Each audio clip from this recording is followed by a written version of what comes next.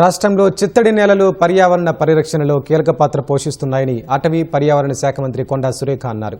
WCMR 2017 నిబంధనలు ఖచ్చితంగా అమలు చేయడం ద్వారా వెట్లాండ్స్ సరిహద్దుల గుర్తింపు, డిజిటల్ మ్యాపింగ్ ప్రక్రియ వేగవంతం చేయాలని సంబంధిత శాఖలను ఆదేశించారు.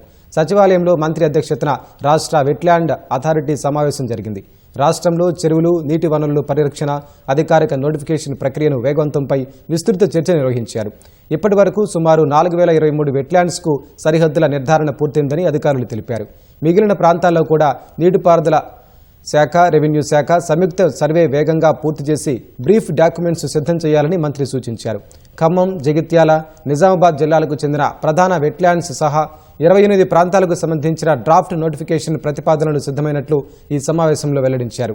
వెట్లాండ్స్లో ఆక్రమణలు, ఘన వ్యర్థాల పారవేత, శుద్ధి చేయని మురుగునీటి విడుదల వంటి కార్యకలాపాలు 2017 నిబంధనల ప్రకారం పూర్తిగా నిషేధించినట్లు మంత్రి సురేఖ పేర్కొన్నారు.